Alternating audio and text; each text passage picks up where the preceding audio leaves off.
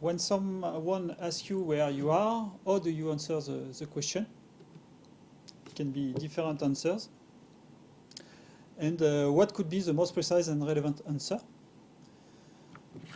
Alors là, ça va être en fait un exercice, un quiz. Donc voilà. Et la réponse est aucune des réponses n'est correcte en fait. Voilà. For example, if your answer is 31st Rue Richelieu, I will say which one, because in France, for example, we have at least 3 locations having this postal address, one in Brest, one in Paris, and another one in Villeurbanne. In fact, what's missing there to have a precise information or location, it's the information about the city. The answer can be those coordinates, but if we make a parallel with the previous example, in fact, these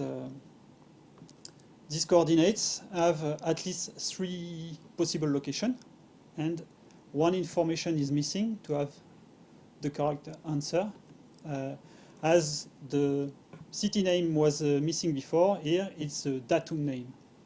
The datum is a reference of used for the coordinates. And in conclusion, we can say that one single point on the Earth, on the surface of the Earth, can have several coordinates depending on the datum used. So we have seen that the importance of a precise location or positioning, sorry. What can be wrong or what can go wrong if we have a bad positioning or not precise positioning? For example, for a setting out of a well, we have 2 examples, one in Cameroon and one in Argentina, with a different, with an error of respectively 155 meters and 240 meters, just because of the missing the datum information. And what are the consequences? Can be financial loss if we miss the potential discovery and target, but can be worst, can be legal and environmental and fatalities. Because on this case, we may intersect a shallow gas hazard that can be really critical. Here an example of shallow gas intersected while drilling, and it can be compromise the integrity of the platform.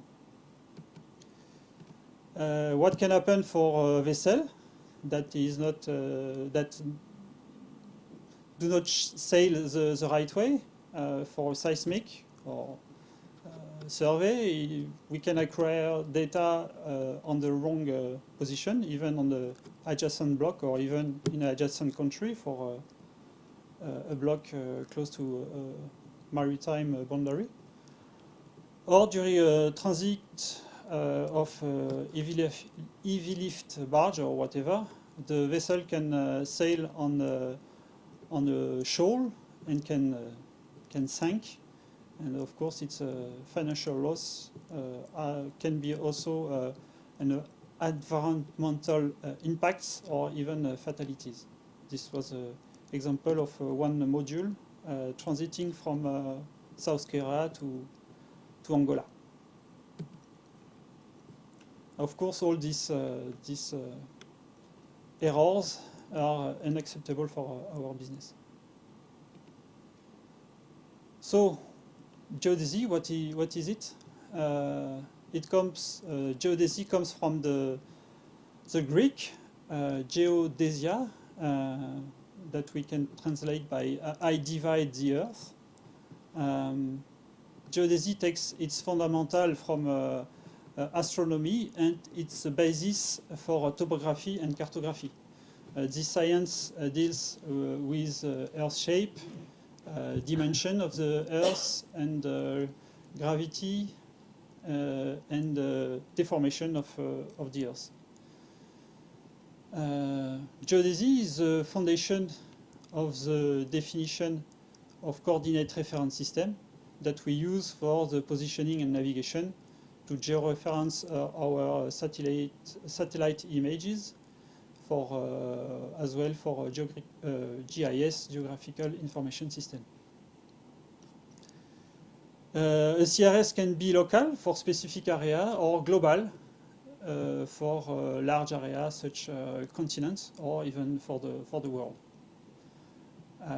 What do we use for measurement in geodesy? We use angles, distance, satellite tracking, astronomical gravitation, and so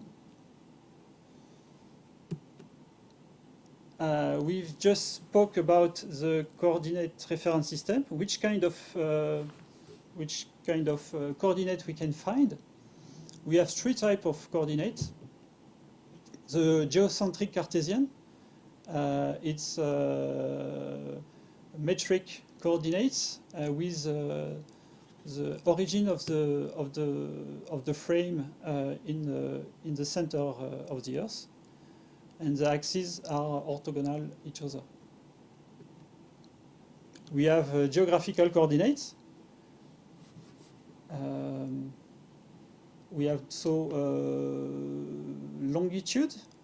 That's the angle from the prime meridian to the location we are. So this is the longitude, and the latitude is the angle from the equator to the point we are. So the longitude is positive from the prime meridian to east and negative to west, and it's from 0 to 180 and 0 to minus 180. And for latitude, it's positive to the north, negative to the south, and it's from 0 degree to 90 degree. So plus 90, minus 90 to south. And we have projected coordinates. The projected coordinates are the coordinates used on the plan, with two axes, one horizontal and one vertical. So here it's the easting, so from west to east and from south to north. All these coordinates are linked from Cartesian, geocentric Cartesian to geographical coordinates. We can calculate them from one, and the calculation can be reversed, and is the same. So this calculation depends on the datum we use. And from the geographical to the projected, the calculation is reversible as well, and it depends on the datum and the type of projection we use. Alors là, on va faire un quiz sur l'ordre de grandeur des degrés minutes secondes pour voir un peu à quoi correspond, par exemple, une seconde sur la Terre. Et combien ça correspond pour comprendre, c'est pas les datum chiffres, pour comprendre l'ordre de grandeur en fait d'une minute ou d'une seconde sur un arc terrestre. Voilà. Hop. So what is a datum and why do we have different datum, as we have seen for the Eiffel Tower example? In fact, a datum is a known object used as a reference to approximate a physical element. It can be a point, a line, or a surface. In our case, for geodetic datum, that we call generally a datum, is defined by the relationship of an ellipsoid and the Earth. The ellipsoid, in fact, approximates the shape of the Earth. What we need as well for information in the datum we need to know the origin from where the coordinates will be determined, and especially the prime meridian. Usually it's Greenwich, but we can have some other, like in France, we had previously on the old age, let's say, we have the meridian of Paris, that it's more than 2 degrees difference than the Greenwich one. So for the shape of the Earth, we cannot use the topographical surface, because this surface is too rugged and not known mathematically. That and it can compromise the calculations and the reversibility of the calculation from one type of coordinate to another. Therefore, we use zero elevation surface. So on this surface, the altitude is 0, and this reference surface corresponds approximately to the mean sea level extrapolated below the continents. Due to the influence of the gravity, which is influenced by the difference of density of the Earth, this zero elevation surface is not really a sphere or an ellipsoid, but more like a potato. We call this surface the geoid. So here we have a representation of the geoid, and of course the deformation relative to the ellipsoid reference, the reference ellipsoid. The deformation, of course, is exaggerated, and so the blue part are minus 100 meters below the ellipsoid, and the red color indicates the part where the difference is plus. It's above the ellipsoid by 100 meters. So here is a section of the geoid. If we want to approximate the shape of the Earth or the geoid, let's say we can use this ellipsoid anchored like that. Let's say that this is the center of the Earth. But for example, if we consider this part is Southeast Asia, we will use this ellipsoid, this datum. Here it's an example for North Europe, and this one for South America. And we can see that all these datum are different and anchored to the Earth differently. What can happen if we need to use different datum or different data coming from different datum? In fact, we use datum shift. Datum shift is an operation to go from one datum to another one. Here is an example of the 3-parameter one, datum shifts of 3 parameters. So from the first datum, we translate the geocentric frame that fits the second datum, and it's just a translation. And here is the way to have the coordinate from one datum to another one, as soon as we know the datum shift between those two datums.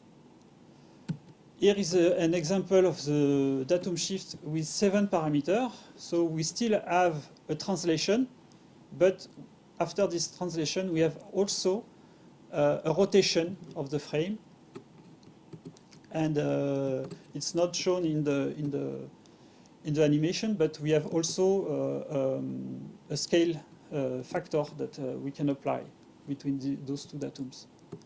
And here is the formula to have the coordinate from one datum to the second one, as soon as we know the datum shift parameters and values. So after having the coordinate on the 3D, so from the Earth shape, we need to work on a plan and on a map, and to go from the geographical coordinate to the projected coordinate, we use a projection. And of course, going from 3D to 2D, sorry, we cannot do this without distortion. And we will try to minimize those distortions to try to represent the real elements. Je ne sais pas comment le dire. Bref, on verra plus tard. So let's practice and highlight the distortion of that we have from when we go from the geographical coordinates 3D to the 2D. Alors ici, on va avoir un exercice pour pouvoir mettre en évidence la différence en fait de représentation des surfaces. Comme quoi le Groenland là apparaît plus grand que l'Australie, mais en fait il est bien plus petit que l'Australie. Et que bien sûr, oui, la distorsion, plus on est haut, plus la distorsion est importante. En tout cas sur cet exemple de projection. Donc il y aura un petit exercice là-dessus. So I've seen as we have seen in the previous exercise, map projection equal distortion. We have 4 types of distortion. So the length can be reduced or maximized or increased. The shape can change. From a square, we can have a rectangle or a losange. The area are, this was the example of the previous, this was the case of the previous exercise. The area can increase or decrease. And we can have a distortion of the angles or the azimuths.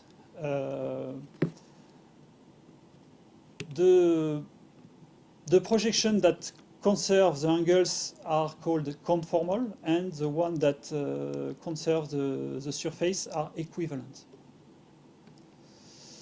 We have different types of projections, so I will here present 3 main ones. The cylindrical. So in fact we project the Earth on a cylinder around the Earth, like that. This is the case of the Mercator, transverse Mercator, and UTM projection. We have conical. Instead of having a cylinder now, we have a cone that is on the Earth, and this is the case for the Lambert and Albers projection. Or we can have azimuthal, and there it's just a plan tangent to a part of the Earth, and then we project the Earth on this plan. This is the case of orthographic and polar projection. Why do you use certain projection? It depends on the area we are and what will be the best to represent the area we want to work. If we are working on an area and we have, for example, if we work in Greenland and we use a Mercator projection, we have the Groenland that appears really big while it's not, and this is not what we want. We want to try to represent with the best way, not to oversize or downsize the elements. Depending on the usage. Depends on the usage, yes. A projection, in fact, is defined by its type, like we have seen, cylindrical, conical, azimuthal, and the parameter. Depending on the area we are working, we have different parameters. But we have several cylindrical using different parameters depending on where we are. And this coordinate operation is used to convert the geographical coordinates to projected coordinate, and this calculation is reversible. So as soon as we know the datum and the projection, we can reverse the coordinates.